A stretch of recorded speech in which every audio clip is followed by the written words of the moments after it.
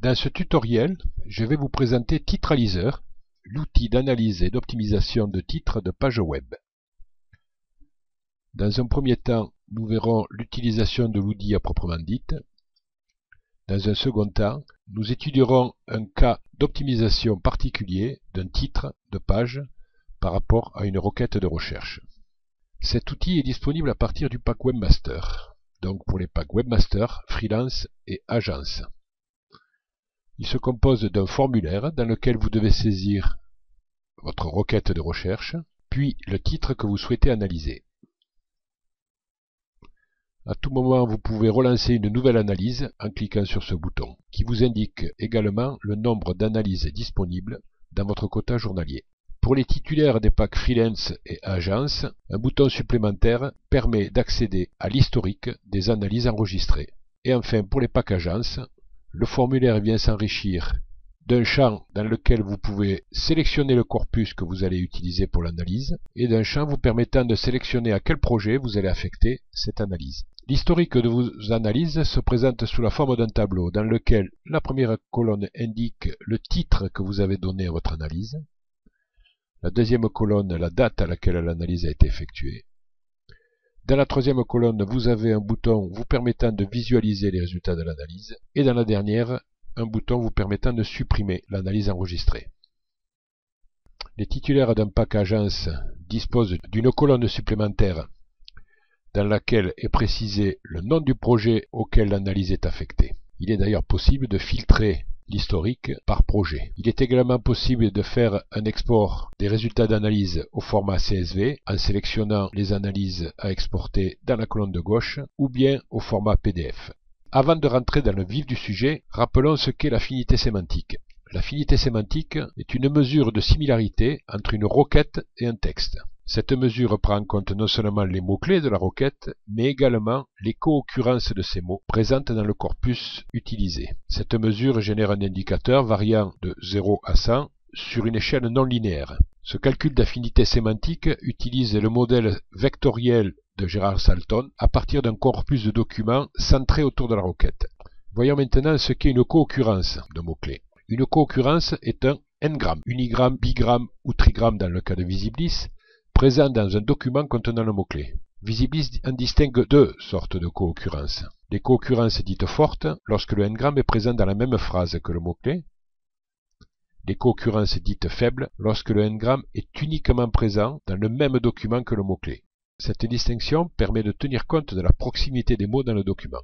Pour les analyses, vous pouvez à partir du pack Agence choisir d'utiliser soit le corpus Visiblis, qui est généré automatiquement à partir de la requête par un algorithme qui sélectionne des pages web significatives au regard de cette requête, soit d'utiliser vos propres corpus que vous aurez générés automatiquement à partir de notre outil de génération de corpus.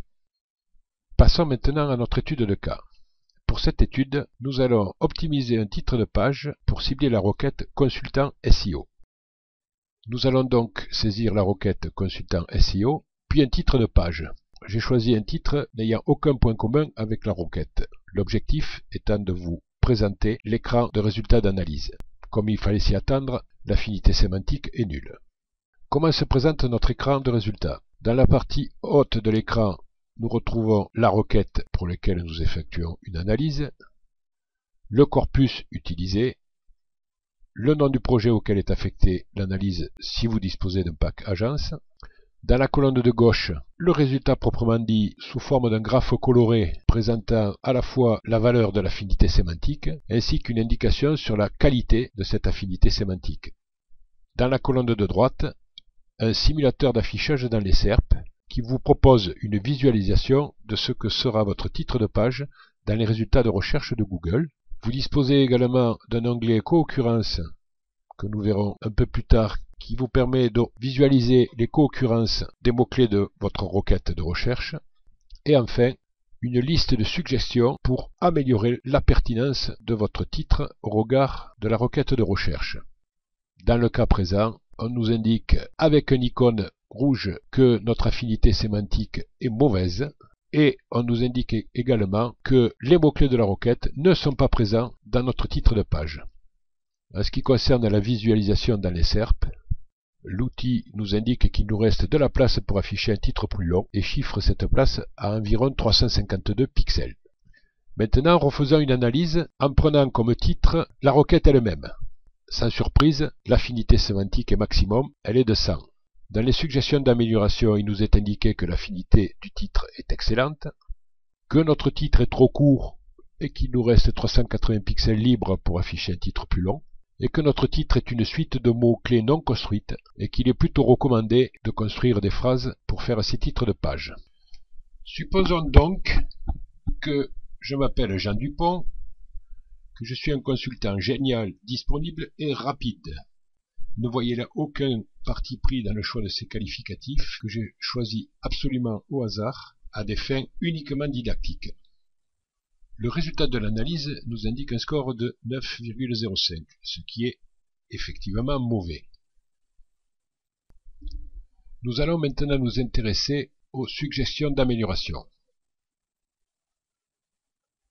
Le premier cadre nous indique le diagnostic général, accompagné d'une icône d'alerte rouge, pour bien nous rappeler que notre affinité sémantique est mauvaise. Notre titre de page est représenté à droite du cadre. Les mots représentés en rouge sont les mots-clés figurant dans la requête. Les mots représentés en noir sont les mots absents du corpus. Les mots représentés en gris sont les mots non porteurs de sens ou les mots vides. Et nous verrons dans les autres analyses que les co-occurrences fortes sont représentées en bleu et les co-occurrences faibles en vert. Première préconisation, ajouter le mot consultant SEO à notre titre. Effectivement, le mot-clé principal qui est notre requête est absent du titre. Deuxième préconisation, l'outil nous indique que 4 des mots de notre titre ne sont pas des co-occurrences des mots-clés de la requête. C'est-à-dire que ces mots ne sont pas présents dans le corpus, qui n'ont donc aucune affinité avec notre requête de recherche. Et enfin, la dernière préconisation concerne le bigramme Jean Dupont et le bigramme consultant génial, qui ne sont pas non plus présents dans le corpus.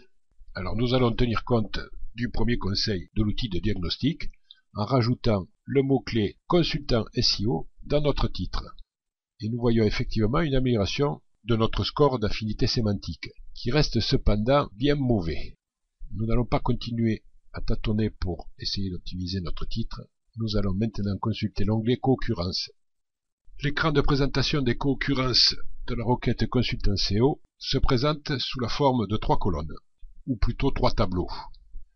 Le tableau de gauche contient les co-occurrences 1 gramme, le tableau du milieu les co-occurrences 2 grammes, et le tableau de droite les co-occurrences trigrammes. Je ne vais pas m'étendre ici sur l'interprétation des différents scores affectés à chaque co-occurrence.